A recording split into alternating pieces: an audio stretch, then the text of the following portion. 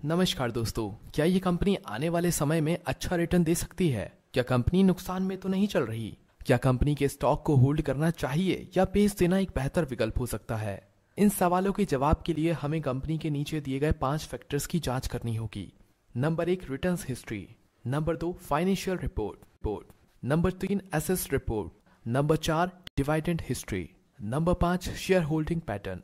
अगले 3 से 4 मिनट की इस वीडियो को बैकग्राउंड म्यूजिक के साथ ध्यान से देखो, फिर आप खुद समझ सकेंगे कि कंपनी में कितनी मात्रा में और कितने समय के लिए शेयर को होल्ड करना एक बेहतर विकल्प हो सकता है। यह कंपनी की प्रोफाइल है जिसमें कंपनी की मार्केट कैप वैल्यू और अन्य चीजों को दर्शाया गया है।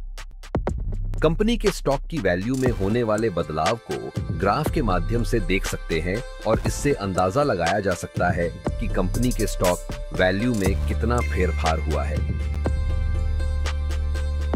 अब यहां पर कंपनी ने पिछले 1 साल में, पिछले 5 सालों में और शुरुआत से अभी तक कितना रिटर्न्स दिया है वह दर्शाया गया है।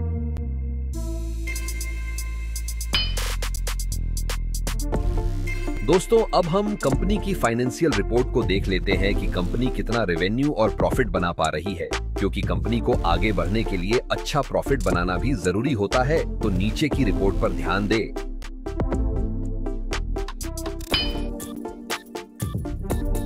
नीचे कंपनी की ईपीएस यानी अर्निंग्स पर शेयर की रिपोर्ट दी गई है, जो कि अगर लगातार बढ़ रही है तो अच्छा माना जाता है, तो इसका अवलोकन करें।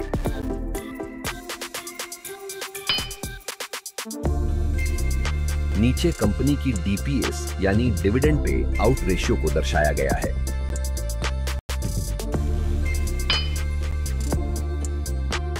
नीचे कंपनी की एसेट्स रिपोर्ट यानी कंपनी की संपत्ति की कीमत में होने वाले बदलाव को दर्शाया गया है, जिससे हम यह समझेंगे कि कंपनी समय के साथ अपनी संपत्ति को बढ़ा रही है या कम कर रही है।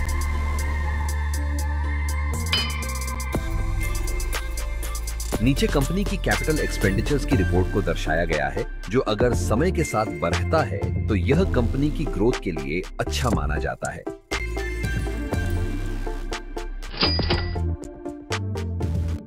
नीचे कंपनी की फ्री कैश फ्लो की रिपोर्ट को दर्शाया गया है।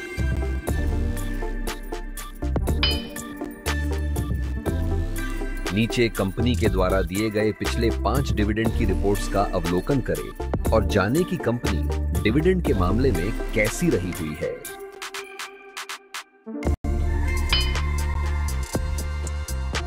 अब हम कंपनी पर रहे हुए उधार या कर्ज को देखेंगे, जो कि नीचे दर्शाया गया है। अगर यह समय के साथ कम हो रहा है तो अच्छा माना जा सकता है, पर अगर लगातार बढ़ रहा है तो वह अच्छा संकेत नहीं माना जाता।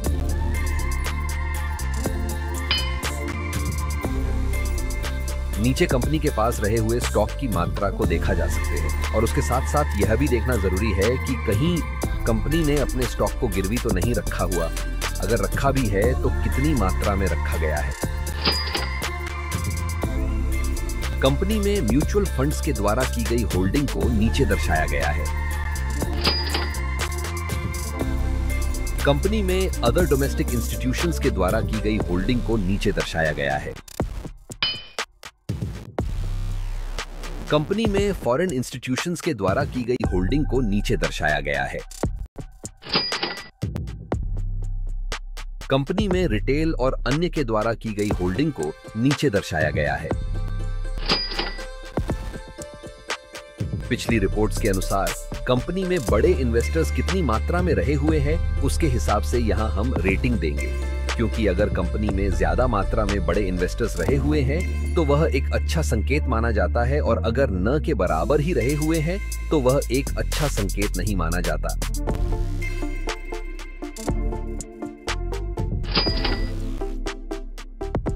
कंपनी में कुछ पॉपुलर प्लेटफॉर्म के द्वारा बताए गए रिस्क को नीचे दर्शाया गया है।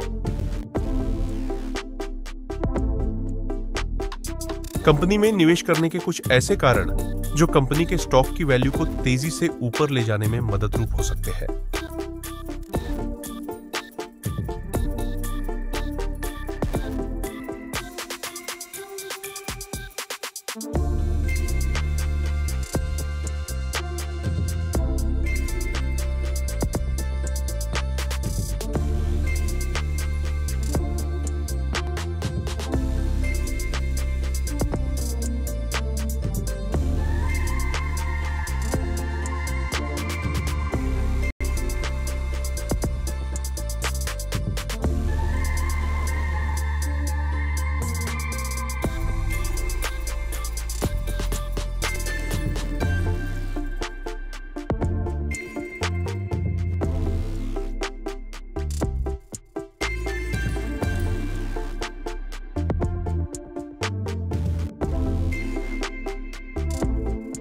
अब हम कंपनी में निवेश करने के कुछ नुकसान और रिस्क को देखते हैं।